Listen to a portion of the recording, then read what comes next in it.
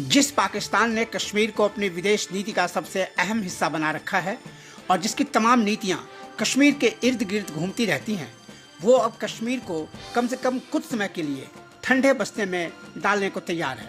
कश्मीर समस्या को दो तरफा रिश्ते की सबसे अहम बात बताने वाला पाकिस्तान अब चाहता है कि कश्मीर को दरकिनार कर भारत से व्यापार का रिश्ता बनाया ही नहीं जाए, बल्कि उसे मजबूत किया जाए।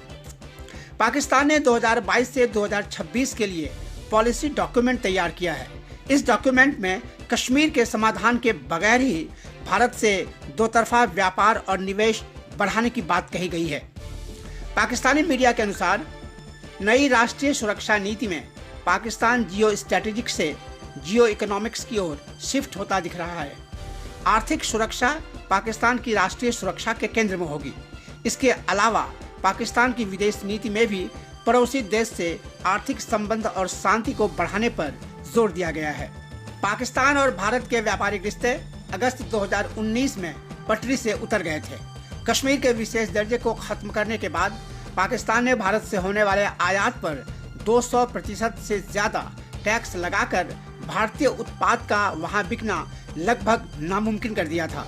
इसके जवाब में भारत ने भी इसी तरह के टैक्स लगा दिए थे। उसके बाद से दोनों देशों के बीच आयात निर्यात लगभग बंद है।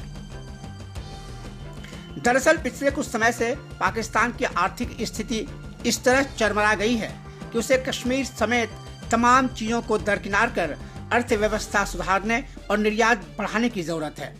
प्रधानमंत्री इमरान खान ने कुछ दिन पहले उद्योगपतियों के संगठन के कार्यक्रम में दिए भाषण में ऐसा ही कुछ कहा था। अगर वो हमारे दोस्त सऊदी अरेबिया, यूएई, चाइना वो हमें फंड्स ना देते तो हम डिफ़ॉल्ट कर गए थे। हमारे पास पैसे नहीं थे देने के लिए जो हमारी लाइबिलिटीज़ थी, और हम कह भी नहीं सकते थे क्योंकि डर था कि रुपए के ऊपर प्रेशर ना बढ़ जाए। हमारे पास तो रिजर्व्स ही नहीं थे रुपए को गिरने से रोकने के लिए। तो उससे बड़े मुश्किल वक्त से निकले, इकॉनमी स्टेबलाइज हुई। फिर जो कि एक सदी में एक दफ़ा क्राइसिस आता है, कोविड, वो आ गया। उससे निकल ही रहे थे, स्टेबल ही हो रही थी, कोविड आ गया। तो कोविड के अंदर जिस तरह पाकिस्तान निकला है, मेरे नहीं ख्याल में लोग पूरी तरह अप्रिशिएट करते हैं कि अल्लाह ने हमें किस तरह निकाला है उसमें से। अपनी इकॉनमी भी हमने बचा ली, अपने लोगों की जानें भी बचा ली। दुनिया में देख लें कि क्या तबाही मचाई है कोविड ने। हिंदुस्तान हमारे से कितनी आगे उनकी ग्रोथ रेट थी, उनकी माइनसेस में ग्रोथ रेट चली गई। उनके लोग हमारे से पता नहीं, कोई फिगर कहता है कि 10 लाख मरे, कोई कहता है 30 लाख मरे। हमारे देखिए अल्लाह ने कितना करम किया। तो वो बड़े मुश्किल फैसले किए।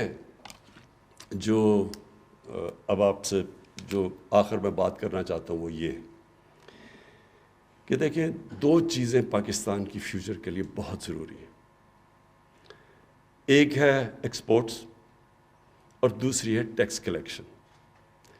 एक्सपोर्ट्स के ऊपर तो जो मैं अब मीटिंग्स रेगुलरली ले रहा हूँ, पूरी कोशिश है कि एक्सपोर्ट इंडस्ट्री के लिए सारी रुकावटें रोकूं, और बहुत ज़्यादा रुकावटें थी। मैं ये भी आपको बता दूँ, हमने कभी भी एक्सपोर्ट्स पे तवज्जो नहीं दी।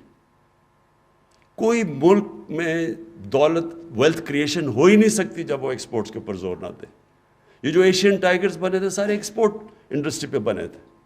यहाँ कभी जोर ही नहीं दिया गया, बल्कि एक्सपोर्ट स्टैग्नेट की हमारे आने से पहले पिछले 5 साल में। और इसलिए हमारी अब पूरी गवर्नमेंट की कोशिश है कि हर किस्म की मदद की जाए एक्सपोर्टर की, जिसकी वजह से अभी भी एक्सपोर्ट्स बढ़ी है। तो पूरे मुल्क की जो ओरिएंटेशन है वो एक्सपोर्ट्स की तरफ लगा दें। पाकिस्तानी विदेश मंत्रालय के पूर्व प्रवक्ता और अब ऑस्ट्रेलिया में पाकिस्तान के उच्चायुक्त जाहिद हफीज चौधरी ने ट्वीट कर इसका समर्थन किया है।